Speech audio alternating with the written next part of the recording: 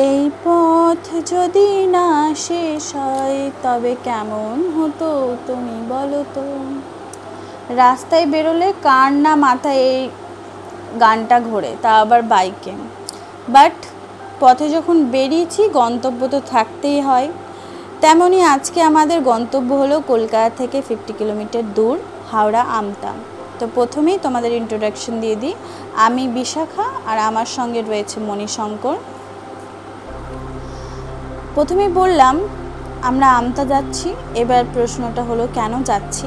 আমাদের বাড়ি প্রিয় শহর কলকাতা হলেও আমাদের বিগত কিছু মাস যাবৎ হলো কর্মসূত্রে আমতাতে থাকতে হয়। তোমরা সকলেই জানো 14ই মার্চ হোলি ছিল, তাই আমরা কলকাতায় এসেছিলাম। কিন্তু এখন আমাদের ফেরার পালা, ব্যাক টু ওয়ার্ক। তাই ভাবলাম পুরো রাস্তার জার্নিটা তোমাদের সঙ্গে শেয়ার করা যাক। আমরা প্রায় দিনই কলকাতা থেকে আমতা, আমতা থেকে কলকাতা আসা যাওয়া করেই থাকি, যেহেতু বাড়ি হচ্ছে কলকাতা। কর্মসূত্রে আমাদের আমতাতে থাকতে হলেও কিছু না কিছু কাজের সূত্রে আমাদের কলকাতা যেতেই হয়। আমরা প্রথমত রানীহাটির যে রুটটা আছে সেই রুটটাই যাই, কিন্তু আজকে আমরা সেই রাস্তাতে না গিয়ে অন্য একটা রাস্তা আমরা কভার করব ভেবেছি। তো আজকে আমরা যে রাস্তাটা দিয়ে যাব সেটা হচ্ছে মুন্সিরহাট, বরগাছিয়া, মকরদাহ, এই রাস্তা দিয়ে যাব। আশা করি তোমাদের পুরো জার্নিটা ভালো লাগবে, সঙ্গে থাকো আর দেখতে থাকো। তো প্রথমেই আমরা রেডি হয়ে বেরিয়ে পড়েছি। আজকের পুরো জার্নিটা আমরা বাইকেই কভার করব। তো সব ব্যাগপত্র নিয়ে উঠে পড়েছি বাইকে, রেডি হয়ে। বাইক স্টার্ট করবে আমাদের মণিশঙ্কর। এরপর বাড়ির থেকে বেরিয়েই প্রথমে আমাদের আসবে শুকুরআলী মোড়। শুকুরআলী মোড় থেকে বাঁদিকে রাস্তাটা গিয়ে মালঞ্চ যে ক্রসিংটা রয়েছে সেই ক্রসিংটা থেকে আমরা দিল্লি রোড ধরে নেব। তো দেখতেই পাচ্ছ শুকুরআলী থেকে আমরা মালঞ্চে যে ক্রসিং সেখানে এখন দাঁড়িয়ে রয়েছি। দিল্লি রোডে উঠব, কিন্তু ক্রসিংটার জন্য দাঁড়িয়ে পড়েছিলাম। এরপর দিল্লি রোডে উঠে গেছি। দেখতেই পাচ্ছ প্রথমেই দিল্লি রোডে উঠে যে দৃশ্যটা সামনে আসলো সেটা হচ্ছে সূর্যটা এত সুন্দর লাগছিল। পড়ন্ত বিকেলে সূর্য খুব সুন্দর লাগে। তো দুর্গানগরকে পেছনে ফেলে আমরা এগিয়ে পড়লাম। এরপর হচ্ছে যে এই জায়গাটা হচ্ছে ঢালাই কারখানা। এখানে কিছুটা জ্যাম ছিল। সামনেই হচ্ছে কল্যাণী রোড হাইওয়ে সঙ্গে, মানে কল্যাণী রোডটা দিল্লি রোডের সঙ্গে কানেক্ট করা হচ্ছে, তাই জন্য এখানে কাজ চলছে বলে এত জ্যাম। এখন তাও অনেকটাই কম জ্যাম ছিল। অফিস টাইমে এর থেকেও বেশি জ্যাম হয়, পুরো রাস্তাটাই মানে গাড়িতে ভর্তি থাকে। তো আমরা যেহেতু বিকেল বেরিয়েছিলাম, জ্যামটা একদমই পাইনি বলাই চলে। কিছুটা এগোতেই আকাশের অবস্থা দেখতে পাচ্ছ কীরকম। সূর্য মামা যেন মেঘের ভেতর লুকিয়ে পড়েছে, আর তার রশ্মি যেন ঠিকরে ঠিকরে মেঘের ফাঁক ফুকর দিয়ে বেরিয়ে আসছে। দৃশ্যটা কিন্তু অসাধারণ লাগছে দেখতে বাইক থেকে। ক্যামেরাবন্দি করলাম, জানি না কতটা ভালো লাগছে, কিন্তু তোমার মানে বাস্তবে জিনিসটা খুব সুন্দর লাগছিল। পাশেই আমাদের দক্ষিণেশ্বরের মেট্রো যাচ্ছে, আর আমরা এবার আন্ডারগ্রাউন্ডের যে রাস্তাটা সেই রাস্তাটা কভার করে বরানগরকে ছাড়িয়ে চলে যাব দক্ষিণেশ্বরের দিকে। তো এখন আমরা দক্ষিণেশ্বর স্টেশনকে বাঁ হাতে রেখে এগিয়ে চললাম আলমবাজারের দিকে। তো আলমবাজারে পৌঁছাতেই দেখলাম ভালোই জ্যাম ছিল। এই জ্যামটাকে কভার করতে আমাদের 10 থেকে 12 মিনিট লেগে গেছিলো। দক্ষিণেশ্বরে তো দিয়ে যারা যাও তারা তো জানোই এই জায়গাটায় কতটা জ্যাম হয়। সামনে একটা বাস, ওই বাসটা দাঁড়িয়ে থাকার জন্য আমরা এগোতে পারছিলাম না। তারপরে অটো, তো সামনে ট্রাফিক পুলিশগুলো কিছুটা হেল্প করাতেই আমরা ওই বাসটা এগিয়ে যাওয়ার পরে আমরাও বেরিয়ে পড়েছি। এখন আমরা হচ্ছি দক্ষিণেশ্বর মন্দিরকে বাঁ হাতে রেখে বিদ্যাসাগর সেতুতে উঠে পড়েছি। তো নিচে গঙ্গার স্রোত, উপরে হচ্ছে সেতু, ফুরফুরে হাওয়া, বাইক, আমেজটাই অসাধারণ লাগছিল। খুব সুন্দর একটা আমেজ, প্লাস হচ্ছে তোমার এই যে আকাশটাকে এত সুন্দর লাগছিল, বিকেলের আকাশ, ঠান্ডা হাওয়া। তো আমি পুরো ব্রিজটার রাস্তাটার ভিডিওটাই আমি রেখেছি। খুব ভালো লাগছিল এই মানে ব্রিজের ওপর দিয়ে যাওয়ার সময়। চারিদিকে সব কিছু তো দেখা যাচ্ছে না, কিন্তু চোখ দিয়ে যেটুকু দেখা যাচ্ছিল অসাধারণ ছিল। আর এরপর আমরা চলতে চলতে বালি চলে এসেছি। বালি এই জায়গাটা ভীষণ জ্যাম হয়, প্লাস হচ্ছে ডান দিকে যে জায়গাটা, যে সিঁড়িটা দিয়ে ওঠি আমরা, সেই সিঁড়িটার জায়গায় কিছুদিন আগেই আমার একটা অ্যাক্সিডেন্ট হয়েছিল, আমার আর মনির। আমরা ওই আমতা থেকেই ফিরছিলাম।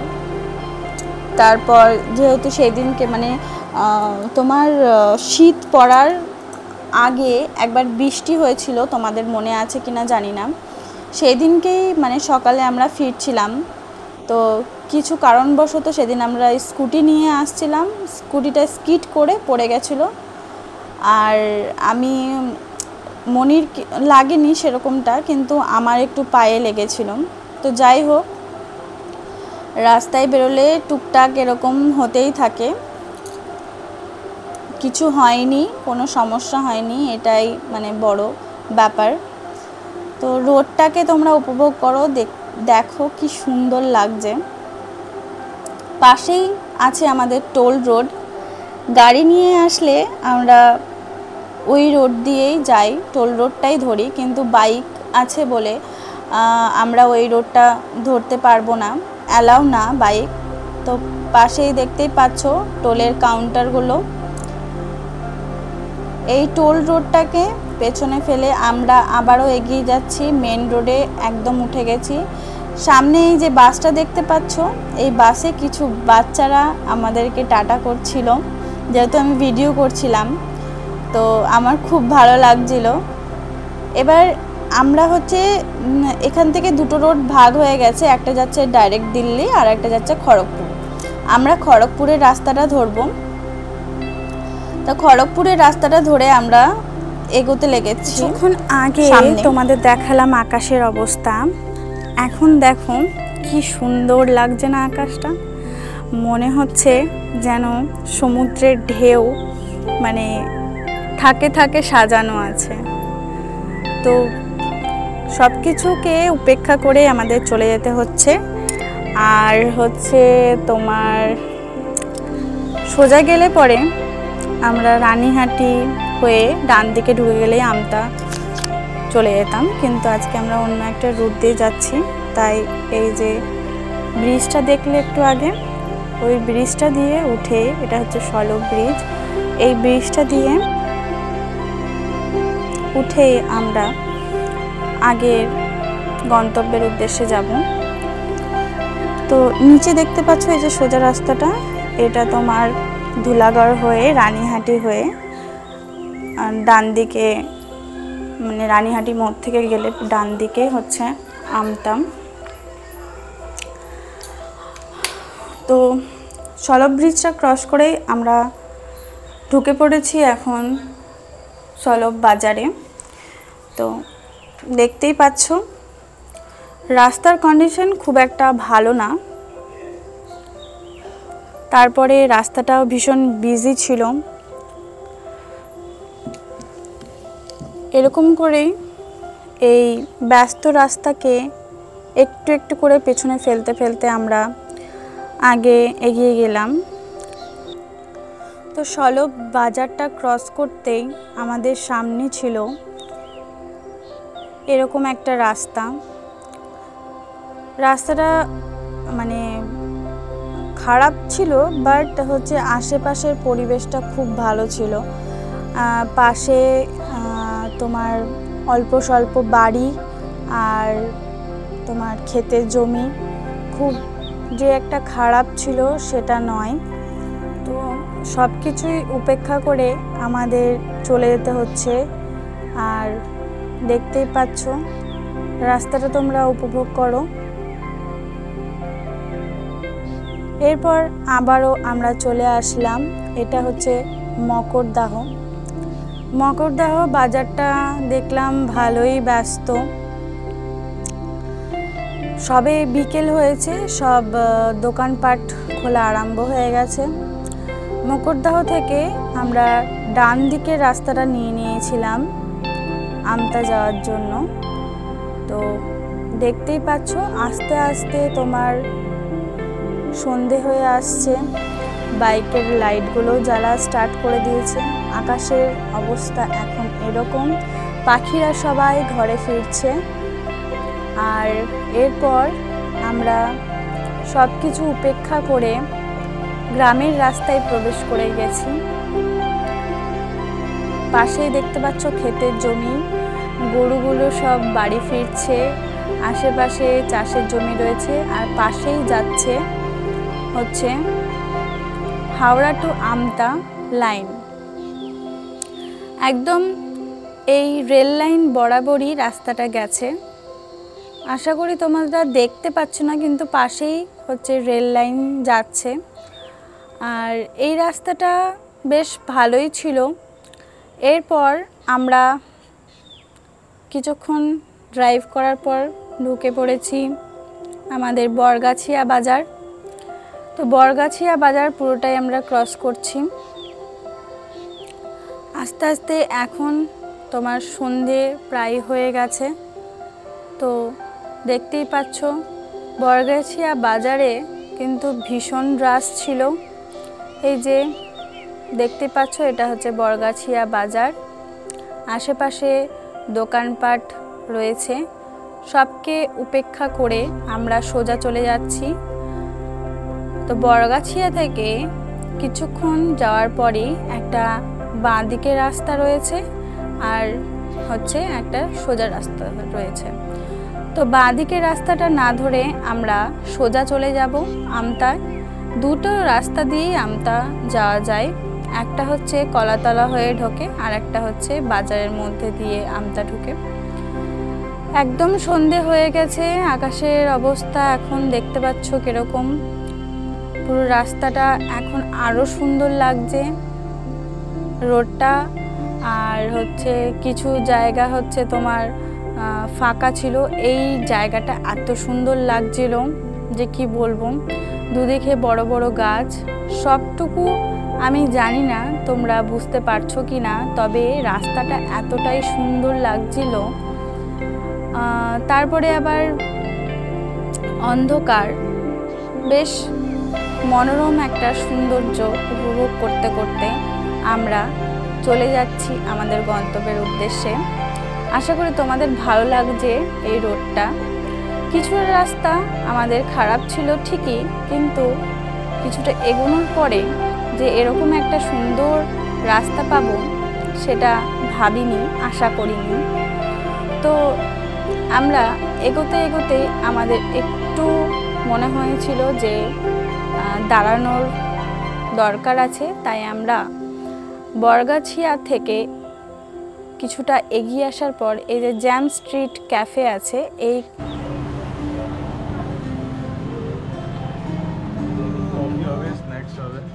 আমরা এই ক্যাফেতে ঢুকলাম। তো প্রথমেই দেখতে পাচ্ছ এই যে এই দিদিটা যিনি হচ্ছে আমাদের মেনুটা ধরালেন, উনি হচ্ছে ওনার, প্লাস হচ্ছে উনি নিজেই এই ক্যাফেটা চালান। তো মেনুগুলো পরে পরে মনি আমাকে শোনাচ্ছিল, প্লাস হচ্ছে মেনুর যে প্রাইসগুলো ওগুলো ভীষণই অ্যাফোর্ডেবল ছিল। আমরা বাইরেই বসেছিলাম, ক্যাফের ভেতরটাও বেশ সুন্দর ছিল। তো বাইরে বসার পর আমরা অর্ডার করেছিলাম এখানে কফি। তো দেখতেই পাচ্ছ মনি কফিটা খেয়ে কীরকম একটা রিয়াকশন দিচ্ছে। সত্যি কফিটা দুর্দান্ত হয়েছিল, আমিও খেয়ে আমারও খুব ভালো লেগেছে কফিটা। আর কফিটা খাওয়ার পরে আমাদের মনে হয়েছিল যে আর একটু কিছু স্ন্যাক্স অর্ডার করা যাক, আর তাই আমরা অর্ডার করে ফেলেছি এখন চিকেন পকোড়া। তো চিকেন পকোড়া দেখতে পাচ্ছ কতটা ডিলিশিয়াস লাগছে, আর খেতেও সেরকম অসাধারণ ছিল। তো আমাদের খাওয়া দাওয়ার পর্ব শেষ হয়ে গেছে, আমরা এবার বেরিয়ে পড়েছি। এবার আমরা বেরিয়ে যাচ্ছি, আবার আমাদের কফি খাওয়া হয়ে গেছে। তো আমরা এবার গন্তব্যের উদ্দেশ্যে রওনা দেব। আবার কোন দিক থেকে আসলে আর কোন দিকে যাবে সেটা বলো। আমরা এসেছিলাম কলকাতা থেকে, এদিক থেকে ডোমজুর হয়ে আসবে, আর যাচ্ছি আমরা আমতা। কোন দিকে সেটা এই দিকে। আর এই ক্যাফেটা ঠিক ফার্নিচার শোরুম নিউ রাধাকৃষ্ণ এন্টারপ্রাইজের উল্টো দিকে, jam street cafe. Jam street cafe, ক্যাফেটা আরেকবার দেখুন, দেখি খুব সুন্দর ভিতরে সাজানো আছে। ছোটোখাটোর মধ্যে বেশ সুন্দর ডেকোরেশনও করা আছে। এটা কাউন্টার, এটা বসার জায়গা। জ্যাম স্ট্রিট ক্যাফে করিস করে। তো মনি এবার বাইকটা স্টার্ট করবে। তা আমরা এখান থেকে এবার রওনা দিচ্ছি, প্রায় অনেকটাই অন্ধকার হয়ে গেছে। তো দেখতেই পাচ্ছ আমরা এবার রওনা দেব। তো জ্যাম স্ট্রিট ক্যাফেকে বিগ একটা থামস আপ জানিয়ে আমরা আবারও বেরিয়ে পড়লাম গন্তব্যের উদ্দেশ্যে। পুরো রাস্তায় কিন্তু ল্যাম্পপোস্ট খুব একটা ছিল না, আশেপাশে যে দোকানগুলো ছিল সেই দোকানগুলোর থেকেই যেটুকু লাইট আসছে সেটুকুই। রাস্তাটা পুরোটাই অন্ধকার। তো দেখতে পাচ্ছ খুব একটা খারাপ লাগছে না, জার্নিটা খুব সুন্দর লাগছে। এরকম একটা মনোরম রাস্তা, গ্রামের রাস্তা, প্লাস হচ্ছে ফুরফুরে হাওয়া, বাইক, আর হচ্ছে তোমাদের সঙ্গে এই পুরো জার্নিটা শেয়ার করে তো আরও সুন্দর লাগছে। খুব রাশ এদিকে ছিল না। তো সব কিছু উপেক্ষা করে এবার আমরা প্রবেশ করে গেছি মুন্সিরহাট। তো মুন্সিরহাট বাজারটা আমরা এবার ক্রস করব। তো দেখতেই পাচ্ছ এই যে মুন্সিরহাটটা আমরা ক্রস করছি। তো ভালোই বিজি ছিল বাজারটা, ক্রস করতে আমাদের অনেকক্ষণ লেগে গেছে। তো সোজা গিয়েই আবারও রাস্তা একদম ফাঁকা পাবে। খুব একটা বড় যে বাজার সেটা নয়, কিন্তু এখন যেহেতু ঈদ চলছে, প্লাস হচ্ছে আর রোজা ঈদ চলছে, রোজা চলছে, আর ঈদ খুব একটা দেরি নয়। তো আমার আই থিঙ্ক মনে হয় সবাই শপিং করতে বেরিয়ে গেছে, তাই এতটা রাশ বাজারে। বাজারটাকে ফেলে আবারও ফাঁকা রাস্তায় প্রবেশ করেছি। এরপর রাস্তাটা দেখতে পাচ্ছ কতটা অন্ধকার। বাইকের লাইটে যেটুকু লাইট হচ্ছে সেইটুকুই, আশেপাশে কোনো ল্যাম্পপোস্ট বা কিছু সেরকম নেই। খুব যে খারাপ লাগছে মানে এই রাইডে আমার সেটা নয়, বেশ ভালো লাগছে।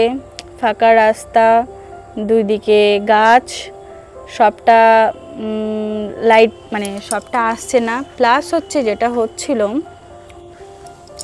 মাঝে মাঝে বিদ্যুৎ চমকাচ্ছিল।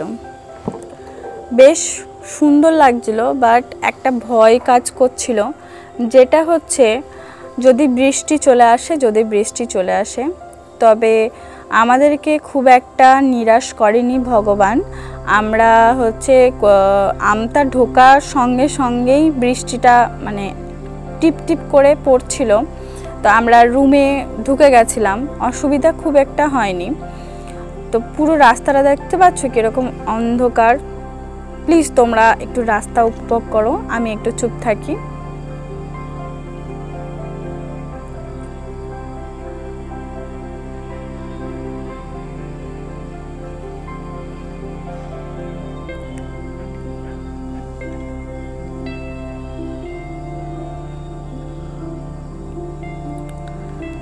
রাস্তাটা দেখে আর চুপ থাকতে পারলাম না।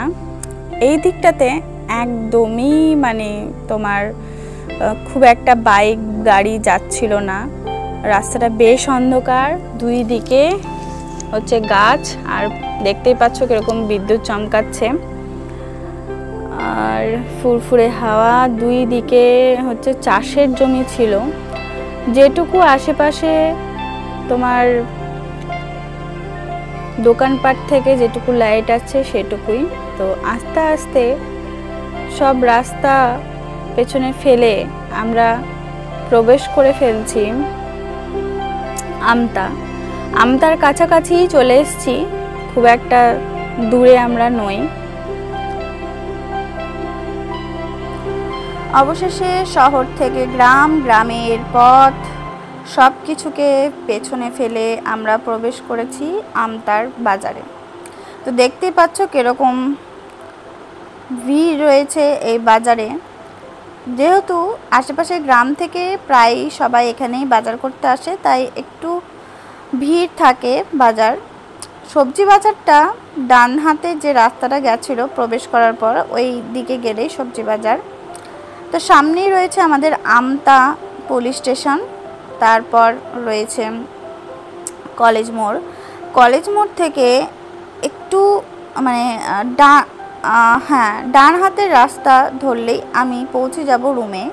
কিন্তু আমি রুমে যাচ্ছি না এখন যাব হচ্ছে অন্য রাস্তাটা ধরবো, মানে বাঁ দিকে রাস্তাটা ধরবো, কারণ আমার কাছে রুমের চাবি নেই। চাবিটা নেব বাবার কাছ থেকে।